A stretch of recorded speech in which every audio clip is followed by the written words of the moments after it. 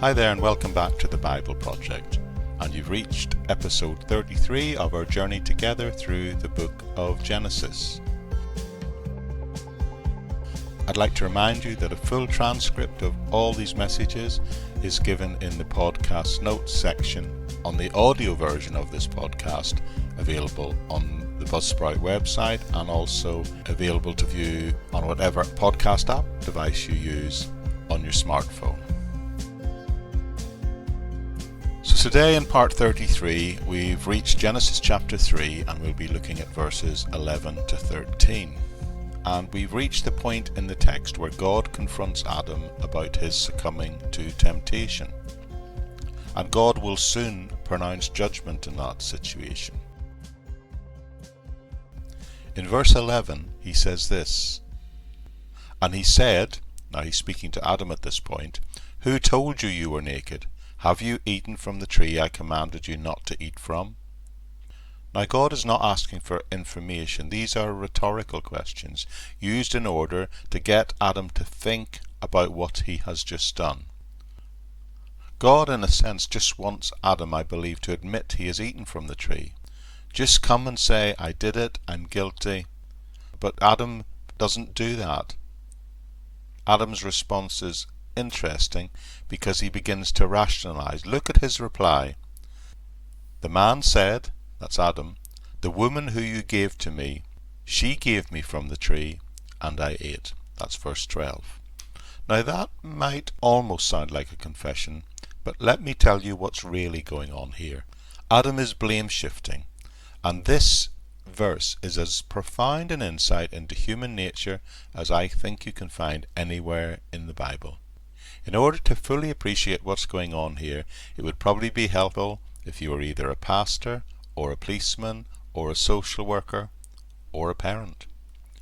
When people get into trouble, they often rationalize and they do what's called blame shifting. They deny responsibility and they shift the blame elsewhere, and that's exactly what Adam does here.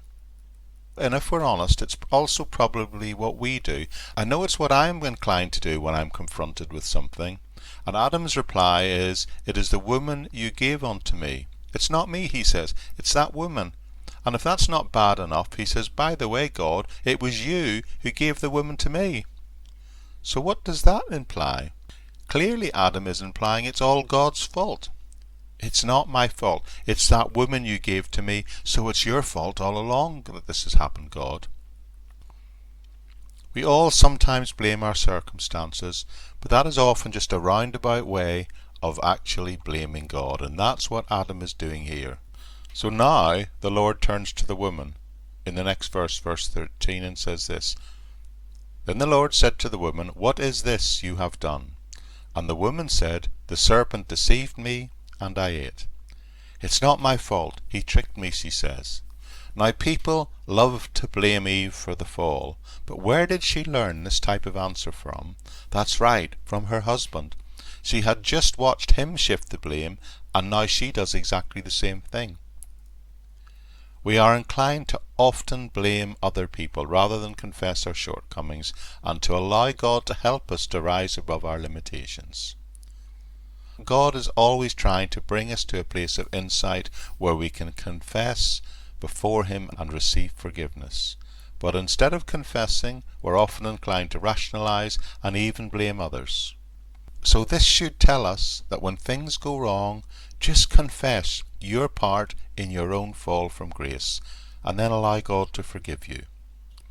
The second part of this message is about when God passes judgment, and He will start by judging Satan himself. And we'll look at that next time.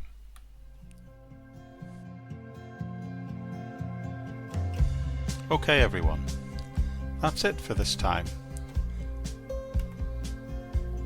Now the place to go for all the links to this ministry and other ministries and podcasts that I do is the podcast notes section of this podcast on the Buzzsprout website. There you'll find links to the Facebook page, my YouTube channel, the sister podcast, the Living in Faith Everyday podcast, and also links even to my SoundCloud page where I create the background music and sound design for this podcast. And there's also, even if you're that way inclined, a place where you can support the podcast and the other ministries to the tune of £1 a month, which really helps with the funding and costs of doing this. But other than that, I really trust you've been blessed by our time together, and I hope to see you all here again very soon.